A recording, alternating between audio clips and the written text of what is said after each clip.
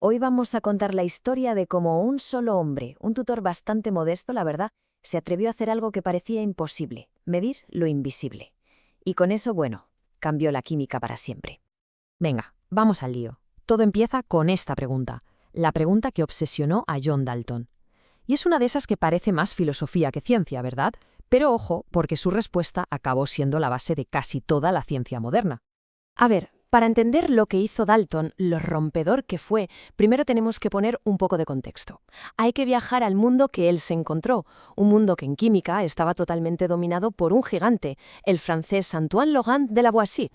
Es que lo de Lavoisier fue brutal, ¿eh? Sentó unas bases increíbles, su ley de conservación de la masa impecable. Y lo que descubrió sobre el agua y el aire, una auténtica revolución para la época. Pero, y aquí está la clave, fíjense bien en ese último punto. Él hablaba de elementos.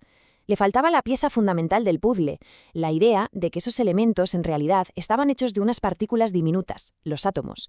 Esa idea sencillamente no existía en la ciencia de entonces. Y entonces, en este escenario, aparece nuestro protagonista, John Dalton.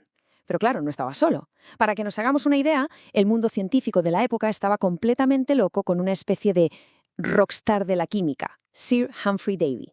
Y el contraste entre los dos es, bueno, es fascinante. Y es que el contraste es brutal. Por un lado, tienes a Davy, famoso, un poco arrogante, con dinero y recursos para aburrir, un auténtico fuera de serie. Y por el otro, a Dalton, un profesor cuáquero, humilde, con 4 duros para sus experimentos. Entonces la pregunta es, ¿quién de los dos hizo el descubrimiento más importante? ¿El más fundamental?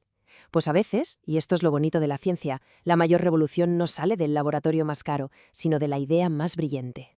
Y lo más curioso es de dónde sale todo esto. La genialidad de Dalton no empezó en un laboratorio sofisticado que va. Empezó con algo tan normal y corriente como mirar el tiempo. Estaba obsesionado con la meteorología.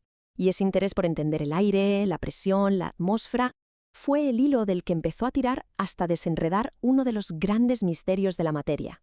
Y de ahí sale esto, su primer gran logro, la ley de las presiones parciales. A ver, para que esta ley funcione, para que tenga sentido, Dalton tuvo que imaginarse algo. Tuvo que pensar que el aire no era una sola cosa, sino que estaba hecho de partículas diferentes y que cada una iba por su lado, como si las demás no existieran, cada una con su peso, sus cosas. Sin darse cuenta, ya estaba a punto de derribar la puerta de la teoría atómica. Bueno, pues aquí llegamos al momento cumbre. Dalton coge esa intuición que tenía sobre las partículas y da un salto mortal. Rescata una idea que venía de los filósofos de la antigua Grecia, una idea que estaba casi olvidada, y la convierte, nada menos, que en la piedra angular de la nueva ciencia. Claro, la palabra átomo ya existía, venía de los griegos, y significaba indivisible. Pero hasta entonces era solo eso, una idea filosófica. Lo que hace Dalton es darle la vuelta. Él dice, miren, esto no es filosofía, es que si los átomos no existen, mis experimentos no tienen ningún sentido. O sea, para él, los átomos se convirtieron en una necesidad para explicar la realidad. Tenían que existir. Punto. Y aquí la tenemos, su teoría atómica resumida en 4 puntos. 4 ideas que parecen sencillas pero que son potentísimas. Primero, todo está hecho de átomos. Segundo, los átomos de un mismo elemento son iguales. Tercero, los átomos no se crean ni se destruyen, solo se reorganizan. Y cuarto, se combinan en proporciones sencillas. ¡Boom! Con esto no solo explicaba la ley de Lavoisier a la perfección, sino que ponía las reglas del juego de cómo funciona la materia, las bases de la química para los siguientes 100 años.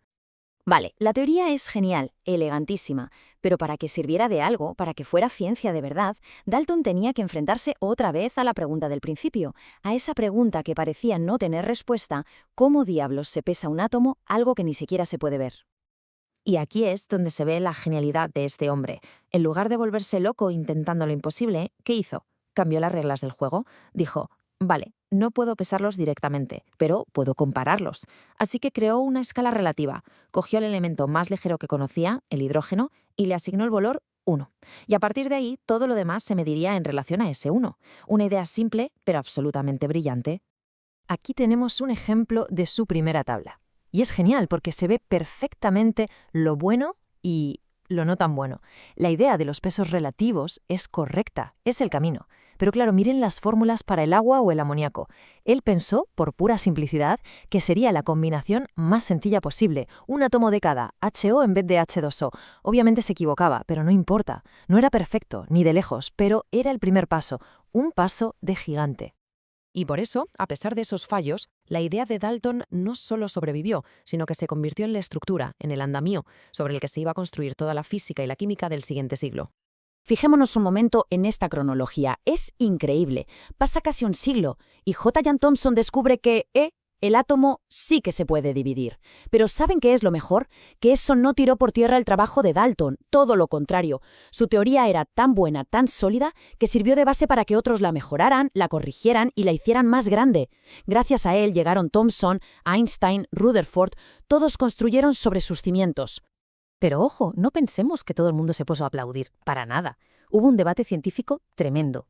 Había gente muy importante, como el filósofo Ernst Mach, que decía que los átomos eran una especie de truco mental.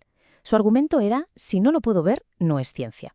Y al otro lado del ring tenías a físicos como Ludwig Boltzmann, que defendió la existencia de los átomos con uñas y dientes, basando toda su carrera en ellos.